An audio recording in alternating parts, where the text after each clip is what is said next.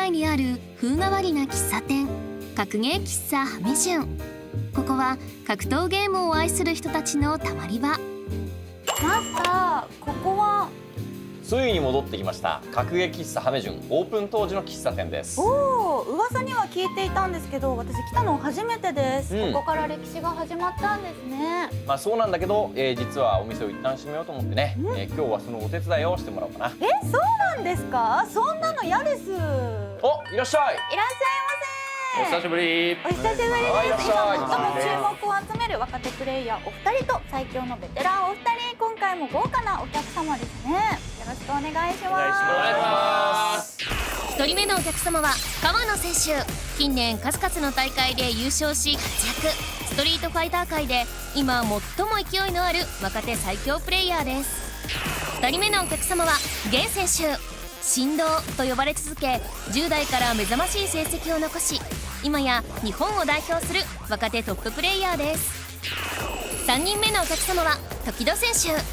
ストイックなプレイスタイルで見る者を魅了。今もなお格ゲー界を牽引し続けるトッププレイヤーです。4人目のお客様はのび選手。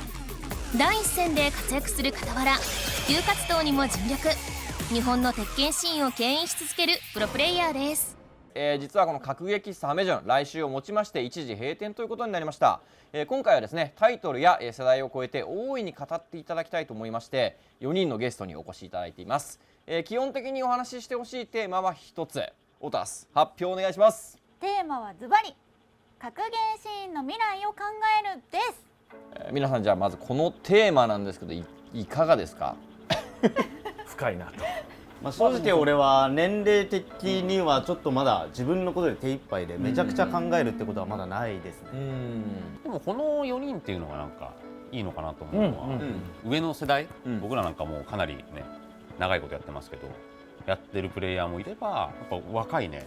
2人もいますし、そこでだからどういう意見の違いとか、認識の違いがあるのかなっていうのはすごい興味ありますけどね。未来は明るいのか、そうでもないのか、いろいろ伺っていきたいと思いますが、まずはですね、現在のシーンのいいところ悪いところなどを整理していきたいと思います。皆さんいかがでしょうか？現在のこの格闘ゲームシーン、当然そのねタイトルごとに違うようなものだと思うんですけれども、それぞれ自分の置かれている環境とかそういうのを考えてみて。格ゲーじゃなくてストリートファイター5限定になってしまいますけど、すごい今ストリートファイターリーグとかもあって国内の大会がすごい充実しているなってイメージがありますね。そこはすごい長所良くなっていってるところだと思います。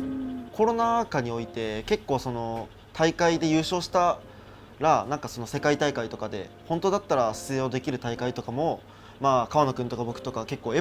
オンラインとか結構いい例だと思うんですけど、その本来何千万とか何百万とかある大会とかが潰されるっていうのは結構悲しいですし辛いな。めちゃくちゃ中止になったよ。僕も 2,3 個あったっすね。本来だったらあった大会とかも。コロナはやっぱ大きな爪痕を残しましたよね。ただやっぱ今年になってやっぱちょっとそのね対策も進んだというか、例えばストリートファイター5でいうと、カプコンプロツアーっていう世界中のプレイヤーがそこの各地予選をやってっていう大会あったんですけど、今年はそのオフラインで、去年一昨年はずっとオンラインで開催になってたんですけど、今年はオフラインでできるんじゃないかなっていうことは言われていて、そこはちょっと復活の兆しが見えてて、ぜひ参加したいなと思ってますね。そして野木選手はいかがでしょうか？長所の部分は、コロナ禍になってオンラインが鉄拳に関してはめちゃめちゃ環境は良くなったんですよ。家にいながら韓国ぐらいまでの回線だったら難なく対戦できるぐらい環境は良くなったので、練習する幅っていうのがオフラインに行かなくてもできるようになったっていうのはすごいポイントなんですけど、短所はやっぱり僕たち年間何十回も海外に行ってて、そこで結果残して帰ってくるみたいなのが鉄拳プレイヤーにとってはメインの仕事だったんですよ。でその部分が今なくなっちゃったので、どうやってじゃあ鉄拳プレイヤーは存在意義出してこうみたいなのっていうのを考えなきゃいけないっていうのがもうその時点で短所かなと思います。国内の大会ってあんまり開催されてないんですか？国内はあるんだけど大きい大会がマジでない。年間1回2回ぐらいで、小さめの大会でカジュアル大会だったら結構あるんだけど、そのカジュアル大会も今はプロ2人で出ちゃいけないルールに基本なってるから、そのガチすぎて誰も来なくなっちゃうんよ。それ難しい問題ですね。そうそこはまあこれまでの話をこう総合して考えていくと、ストリートファイター5の国内シーンっていうのは国内大会が充実していったことによっていい状況でもあるっていうところで、ただ鉄拳はそういったところがちょっと足りてないんじゃないかということなんですね。海外待ちですねって感じで、やっぱ国際戦盛り上がりますからね。どのタイトルとそうなんかですよね。競技でもそうだと思うんですけど、鉄拳は特にワールドツアーファイナルでパキスタンが優勝するんじゃないかってところで、日本人とか韓国人がみんなパキスタンを倒してベスト8がそこだけで埋まって、次の年パキスタンがビザを降りて鉄拳ワールドツアーいろんなとこ回ってきて、今後またこうなるんじゃないかなってとこでちょうどコロナになっちゃったんで、一番タイミング最悪だったんですよね。めちゃくちゃ盛り上がるとこで。そうからのリロイね。そうリロイジャパン見ましたね、リロイ。はい、こんなこともできるんだって、キャラクター1キャラによってこうなるんだっていうのは理解できました。本当にまたちょっと違うテーマになりましたけど、はいその調整っていうのがあるっていうのは、どうなんですかね。スポーツとかでも、結構そのなんかあんまりにも突出した選手が現れて、特徴的なプレーするとそれをルールによって改善して、よりなんかその競った試合が生まれやすくなるっていうのは聞くんですけど、マジでなんかそういう話をなんかゴルフとかで俺聞いたことある気します。なんかその飛ぶボールが、そのボールが飛ばなくなるとか、スキーのジャンプとかは板の長さが短くされたとかで、そうっていうのはある。僕競馬で人気の馬だけ重りがつくぐらいしか知らないんですけどそんなのそういうハンデがあるぐらいです。本当ですか？あるあるある。まあゲームでも何でもそうだと思うんですけど、その競技というものが娯楽なのかどうか、エンターテインメントなのかどうなのかっていう話で、競技性を取るのかエンタメ性を取るのかっていうこの難しさの話ですよね。ガチガチに競技だけしていった時に見て面白いって思うような競技じゃなくなっていく可能性ははらんでるっていうことで、それをやっぱりなるべく面白いものにしたいっていう思いは多分どんないわゆるスポーツってなんだっていうところでスポーツの概念の話だと思うんですけど、みんながイメージするプロスポーツって実はその競技の部分じゃなくてその娯楽性を内包してるじゃないですか。見てもらえなかったらスポーツの価値が薄れてしまうというか、選手たちに与えられるそのお金が減っていくっていう構造をしているから、だからどうしてもそういうことが起こるんでしょうね。見てもらうために面白くなってはならない。なんか鉄拳は結構競技シーンがメインになりつつあるんですよ。で僕それだけは本当は避けたくて、本来鉄拳って大会で強い人とか野試合で強い人が分かれてたんですけど、それが野試合で強かったからって大会結果出せなかったら意味ないでしょっていう風潮になってるんですよ。でだから例えばランクマッチで段位が一番高いっていうのはカジュアルなプレイヤーにとって一番目指さなきゃいけないとこなんですけど、その段位が高くても結局大会で勝たないと意味ないから価値がないみたいに今なってきちゃってて、それってじゃあ一般的にプロじゃない人たちってどうやってゲーム楽しむのっていう風になってるんじゃないかなと思ってますね。ということで、現状のですね問題点などが簡単に見えてきたところで、今回どんなテーマで話したいかというのをそれぞれ、各ね選手の方々一つずつこう宿題としてですね用意していただいたというふうになっております。ということで、まずは川野選手用意してくれたテーマは何でしょうか？なんと俺と玄君のテーマが全く一緒で、ちょっともう言っちゃってよ。言っちゃっていいですか？仲いい。ニコニコ言ってハキハキ言ってね。プロゲーマーはそのうち引退するとは思うんですけど、その後のセカンドキャリアと言われるものを皆さんどうお考えになってるのかなと、ここでちょっと話していきたいなと思います。手20歳がおっしゃってますよね。しっかりしてる。いや、はい、気になるですよね。気になるよね。20代の源選手と川野選手、若手でトップを走るお二人が一番気にしていることは引退後の不安。プロ格闘ゲーマーのセカンドキャリアとは？皆さんは逆にこう時戸さんとかのびさんとかこうどういう風な気持ちでやってきたのかな。逆に今となってはやっぱその俺ら安泰だと思うセカンドキャリア。いや今の方がやっぱり e スポーツも発展してきてかなりやりやすい、で当時は余計に結構考えることが多かったのかなと思ってるんですけど、なんかでもプロゲーマーの先駆けはやっぱりマッドキャッツですよね。僕はそう思ってますね。要は格闘ゲームの中でまず梅原さんが一気にピックアップされて、その中でマッドキャッツが3人来て、格ゲーのプロっていうのはこの3人なんだってとこでまず僕たちはそこを目指してました。で結局その目指す最中にたとえその後にスポンサーになったとしても先のことなんて何も考えてなくて、で先のことを考えるようになったのが、2015年僕エボと世界大会2連覇した時にその先どうしようって思って、ようやく世界3回これで取ったし、もう鉄拳ってなんかあとこっから次何をやればいいんだろうってなった時に次の年が仕事3本で、来た仕事そうがゲーム強くても意味ねえんだって思って、そうでそっからはまるまるその優勝したっていう知名度だけを使って仕事をしようって思ってて、トークを覚えたり例えば英語の勉強して海外で喋れるようになったり、実況解説とかその運営企画とかの人には全部話を聞いて覚えたり、自分なりに生きていくための方法は見つけたかな、個人的には。だからセカンドキャリアっていうよりは自分でゲームで生きていくための方法を俺はずっと考えてた。でもそんだけ世界大会とか優勝して次仕事3本とかでよくやっていこうって思ったなと思って貯金3万になったよ優勝した後優勝した後優勝してその次の年貯金3万だって鉄拳は普通にやるやん。まあまあまあそう確かにその結果貯金3万になったらこれやべえなって感じになりましたね俺は。鳥尾さんはセカンドキャリアとかいつから意識し始めたんですか？だから今も意識できてないんだよね。正直な話をしちゃうと、僕は君たちの年の頃、というかまあもうすでにプロなんだけど、プロになろうかなるまいかって思ってた時には本当にその前例が格闘ゲームでいうと梅原さんだけだった。しかも梅原さんも成り立てでこの先どうなるかもちろんわからんっていう状態だったから、その時点でセカンドキャリアっていうのは全然考えれなかった。考えないですね。考えないですよね。ただそこに飛び込むかどうかっていうのはすごい悩んだ。そのプロゲーマーとしてやっていくか、それともまあ普通に就職するかっていうのはすごい悩んでて、ただなってからはちょっとその手一杯すぎてあんまり考えれてないけど、例えばこのゲームシーンで自分が経験したこととかを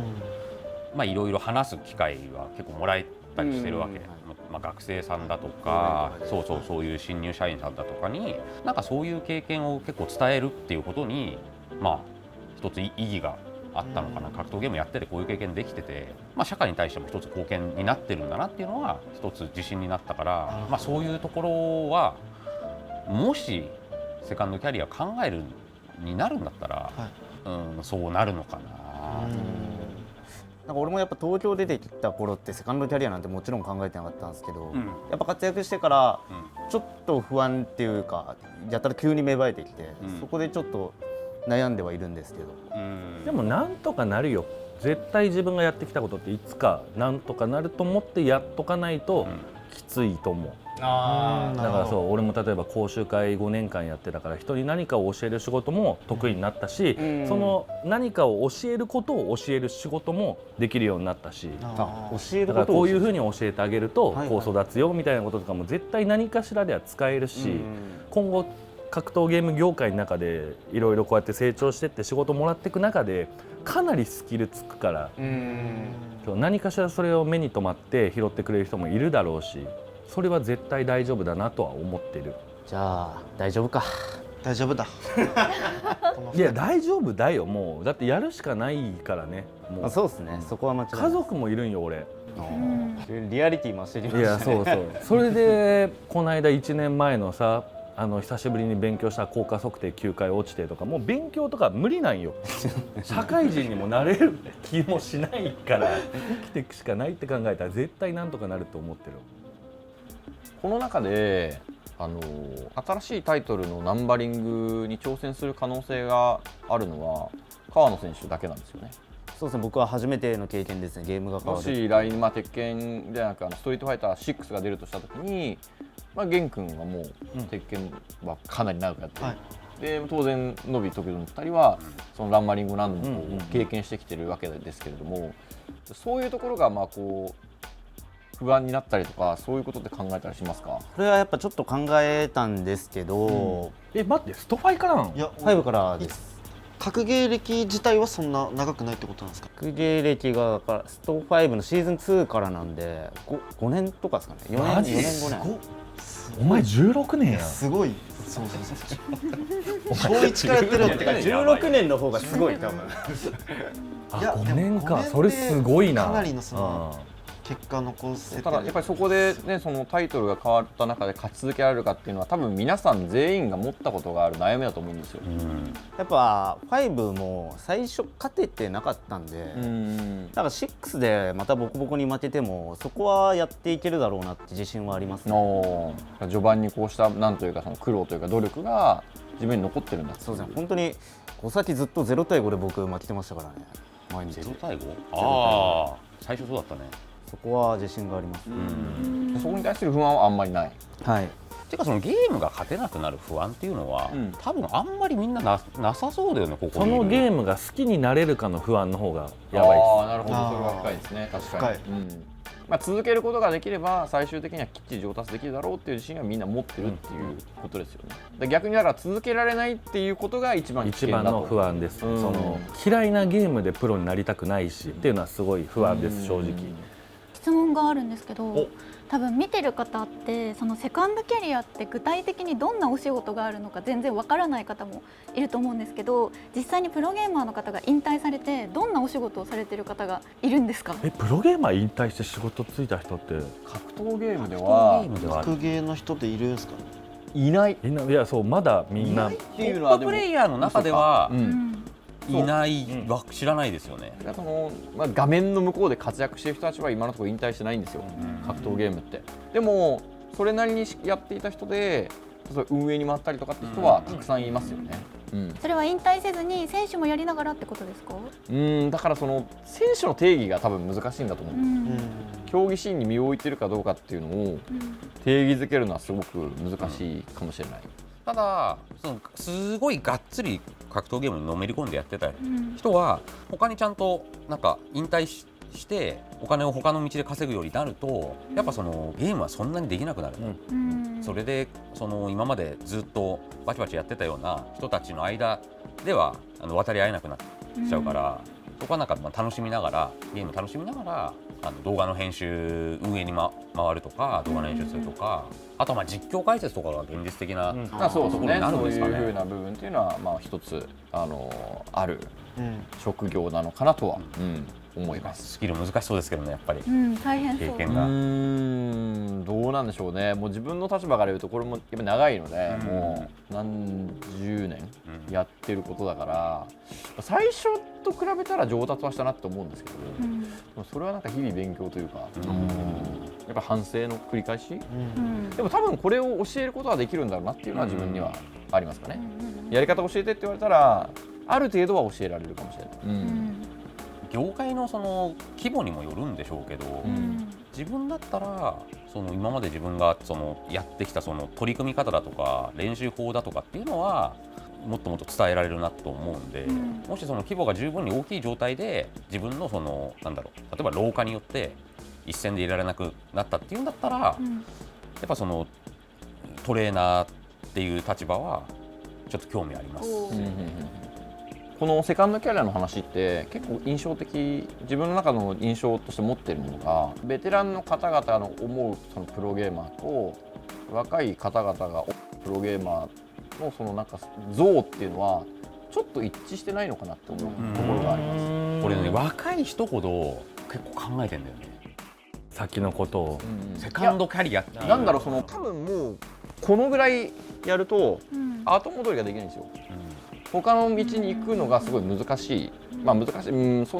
しいかな多分、なんですけど、多分若い人が思うプロゲーマーって一過性のものというか一つの仕事として多分捉えてる。でももうベテランの人たちは多分人生として捉えてるっていう違いがあると自分は思ってます。なんかやっぱ俺にとってプロゲーマーって最初から道筋が決められてたんですよね。ここがゴールみたいな、ここまで行けばご飯食えるようになるよみたいな。ただやっぱ時生さんとかのびさんとかは最初その道筋なかったと思うんで、やっぱ生地道筋分かってた分今ちょっと不安だなっていうのはあるんだろうなって思います。プロゲーマーの一番の収入が安定させるとかセカンドキャリアを意識させるのって絶対ストリーム関係だと思うんですよ。その結局どんなゲームでもストリーマーが一番メインになってきてるシーンが多いんで、そこで人を集められた分だけ他の人からも目につきますし、仕事量とかもそこで全然変わると思うんで、もちろんゲームで結果を残しつつそういうとこにメインにも置いていくのが多分生き残っていく上では一番大事なんじゃないかなっていうのは思ってます。それは言わなきゃいけない、やっぱりインフルエンサー的な、まあ、ストリーマーに移るっていうのは現実的だよね。一番の多分目指すところの中ではプロゲーマーからストリーマーでプロとストリーマーを両立してる人なんてあんまりいないんで、そのどっちをメインでいくかみたいな感じで残しておくのはすごいベストなんじゃないかなと思います。それではお次時戸選手お願いいたします。自分が今回話そうと思ったのは、自分の競技者としての、レベルの向上を目指すのと、それとは別に、例えばストリーム、自分のその影響力を高めるだとか存在感を出すっていうのはどういう風なバランスでみんな考えてんのかな。プロゲーマーとして競技者のレベルを上げることと知名度向上のための活動をすることのバランスをどう考えているのでしょうか。そこやっぱ俺ちょっと思うのが、若い人はちょっと酷だなって思います。そこに関しては、若い人ってやっぱもうとにかく結果出さないとまず注目されないのに、そこもストリーマーとしてもやっていかないといけないから、そこはやっぱベテランプレイヤーの方がちょっとどっちもバランスよくやれるけど、まあ若手はちょっとなんか振り切りたいのにバランスよくやるせいで結果も出づらいみたいな、そういう面はあると思います。若手がバランスを取らなきゃいけないっていうのは、それはなんでバランス取らなきゃいけない？バランスっていうか、振り切っちゃダメな。振り切っちゃダメと思ってて、俺は。いやなんか正直その若い子たちが結果を出してそれだけで飯が食えるような業界だったらいいなとは思うけど、それを作るためにその上の人たちはやんなきゃいけないって思ってる。だから要は例えばゲンがただ単に結果だけ出してます、めっちゃ強いです、でも仕事になるかって言ったらなってない、なんでかって言ったらあんまり話せないから、例えばゲンで例えば何かの PR をした時に人が突っかってたらそうでないから、じゃあそれをズバズバ言うな。じゃあ俺違う、何度も俺ゲンに対してずっとこういう話をずっとしてるんですよ。ゲン君もとか言ってるすがすがしく。でもそうだよね、もうこれは間違ってないですね。ゲンが15、6ぐらいの頃からいつかゲンは多分世界一になるから、それよりもこういうことはしてこうっていうのはずっと話してて、で僕とかはもちろん世界大会3回優勝経験してます。で鉄拳今でも大好きです。でも今からやんなきゃいけないことっていうのは、こういう子たちが出てきた時にただ結果を残すだけでも人から注目させられるようになるためには、まずゲームが有名になること、俺が有名になってゲーム広めること、でストリームっていう文化を鉄拳でも根付かせなきゃいけないことみたいに仕事を分けようと思ってます。そんな中でも彼らにもだからこういうふうにやってるんだよって意識を持ってやってほしいなっていうのを常にこういうふうに酸っぱく言ってます。そうですね、俺も基本的にはやっぱ結果が一番大事だと思ってる派で、やっぱ常に結果を出し続けないといけないけど、やっぱある程度結果も出てきて、落ち着いてきて、やっぱ仕事も何回かいただける時とかなった時に、なんかもっとなんか自分の知名度というか影響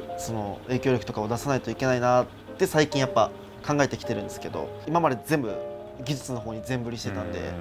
っぱ難しいなっていうのがやっぱ一番今考えてるとこなんですよね。今ね、YouTube とかもあるから川野とかもねすごいですよ。今度コラボお願いしますね。いや口だけでしょ。いや本当にお願いしますよ。いやお願いします、こちらこそ本当に。だからやっぱ俺は最初上手くなると同時に、YouTube とかそういうのもやっていかないといけないなとは思ってたんでやってたんですけど、やっぱ時間が本当に足りないなとは当時から思ってましたね、そこは。でやっぱ競技シーンもちゃんとやりたい。俺は結構負けるとムカついちゃうから。俺ムカつきます。ムカついちゃうから結構競技もやりたいんだけど、そうは言ってもでもやっぱりいろんな人も入ってきてくれるし、そもそもそれがなんか広めていかないと、どんどん広めていかないとさ安泰じゃないから、広めていく方法や。そうなんですよ。バランスがだからマジで難しいですよね。人に見てもらうように活動するのも大事ですけど、競技者としては絶対やっていきたいし勝ちたいし、でもそればっか時間割いてるとかっていうのがループしちゃうんで、それが難しいですね。確かにでもここの話で結構ポイントになってくるのが、ただ勝てばいい業界ではないんだよっていうことですよね。まず前提条件としてそうではないですよね。例えば他のゲームではただ勝てばいい業界っていうのもある部分もある。でも格闘ゲームはそうではない。まだそこまで至ってないんだなっていうのは。そこには至ってないっていう本質的な問題がまずある中で、それはやっぱあれなんですかね、ゲーム自体のがあんまり広まってないからっていうのがやっぱ一番大きい理由なんですかね。そうだと思う格けどね。闘ゲームってものの浸透してなさですね。人口の問題、母数の問題。なんかでも一個僕その父の背中のケンキ君分かります、と仲いいんですけど、よくそういう FPS と格ゲーの違いとかよく話す時があって、そのレインボーシックスのメインでやってる彼は、うわそっちってすごいいろいろいいよねみたいな話をした時に、でも FPS の一番のデメリットって寿命が短い。要はプレイヤーとしてのプロとしての寿命も短いですし、ゲームの寿命がとにかく短いからっていうのを言ってて、どうせ僕たちも多分持ってもあと 2,3 年しかないと思うので、そこに向けてのセカンドキャリアを考えないといけないんですっていうのを言ってて、ゲームそのものの寿命がと。だからそれを俺らは波はすごいけど、はい、すぐ終わっちゃうんじゃねえかって。そうだから例えば今は APEX って長きにわたって人気ですけど、それ前にコールオブデューティーもあるし、なんかのゲームもあるし、他のその人気な FPS いったらみんなそっち行かないといけないし、っていうのを考えた時に格ゲーは息長いから、そこは一番のメリットかなって。16年もやってるもんね。確かにそうだよ。すごい16年あるってことはすごいよね。すごいよ。大ベテランだよね。16年。大ベテラン。大ベテラン。なんか格ゲーのいいところっていうのはそこなのかなって。ストリートファイターも6出るってなったら、また6って多分何年もやるだろうし、その時点で何年間は考えながらできるわけじゃないですか、今後のことっていうのはいいなって思いました。確かにこうシーンがスパッと完全についえてしまうっていう現象は格闘ゲームはそんなにないかもしれないですね。そうっすね。やっぱ今のプロになってからタイトル、スト4、スト5で基本的にはやっぱまだ2個ですからね。そうか。メインっていう意味では。武田選手は本当にいろんなゲームはやってると思うんで、そういう意味ではいろんなの見てきたと思うんですけど、確かにそうですよね。トークも盛り上がってきましたが、源選手、ノビ選手、そろそろ対戦したくてうずうずしてきたんじゃないですか？うずうずしてきました。やりましょう。よろしくお願いします。お願いします。爪痕。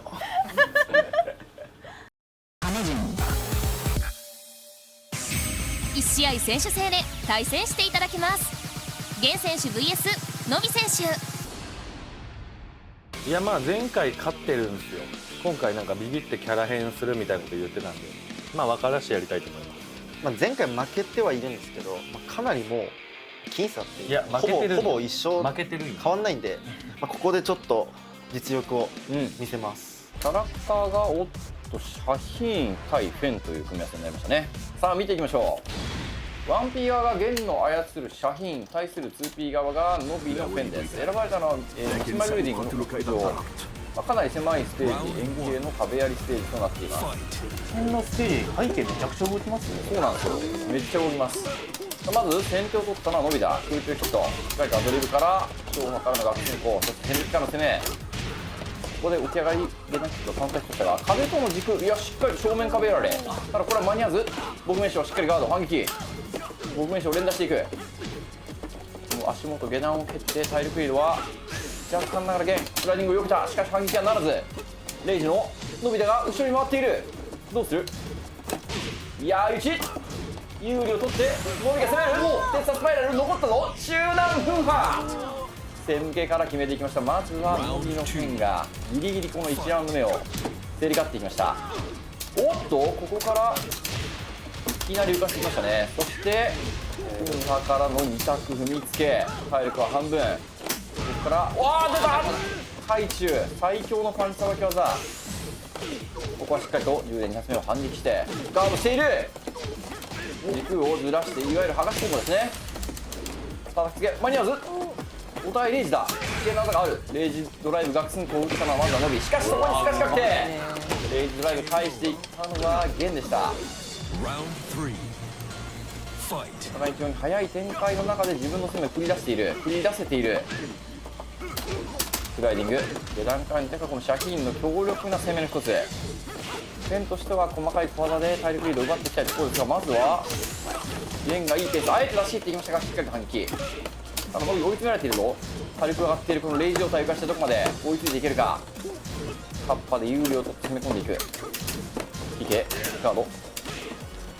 サボディが攻める空振り下段シャーボン割り込んで、いやー左アッパー最後まで冷たく小技で返していったのはゲンでした。これでゲンがリーチです。しっかりとアッパーの反撃空振りを捉えましたね。横移動して壁までは届かないが十分なダメージだ。ノビが先頭していく5分飯をカウンターヒット十分なダメージ壁に追い詰めた。しかしゲンはここでレイジだぞ。これ何か当たればハイキッククイステンアルキックミスレーアルゲンに向かうその悲鳴を虚しくレイジアーツをきっちりと決めたゲンの勝利となりました。まあこんな感じで余裕で勝てるんで僕の方が最強ですね。はい最強です。いやなんか変なキッズの暴れに負けましたね。じゃあそれ若さゆえの暴れじゃないんですかね。今だけだぞこれ許されるの。負けましたありがとうございました。この戦い見てみていかがでしたでしょうか時戸選手。これ途中でね言いたかったことがあって、フェンのテッサって、カウンターだと演出入るんですか？今テッサスパイラル壁になってましたよね。で打撃投げに行くようになりました。それはなんかすごい今では新鮮でした。それこそトップクラスのねキャラクターにはもうなったんですよ。あとやっぱなんか徐々にゲン君が対応してき始めたのかなってところで最後にノビがこのラウンドはノビがいけそうだなって逆にまたそこにも対応したのかと思ったところに暴れ一戦させてそれこそラウンドの有利ちゃんと生かして早めに勝負に出たのかなという、月並みな感想です。いやいやありがとうございます。川野選手いかがですか？ゲームスピードがすごい速くてこれが1フレームとかの世界かって思いましたねあなたさ本当にあんまりよくわからなかったステージすごい動くなとか60秒なんやとかなんか結構いいっすよね。むしろそういう早いっすねな話ってなかなか聞けないんでも新鮮でした。ありがとうございます。はい、来週は格ゲー喫茶ハメ順最終回。2週連続で格ゲーシーンの未来について熱く語っていただきます。さらに川野選手と時戸選手のエキシビションマッチも開催。お楽しみに。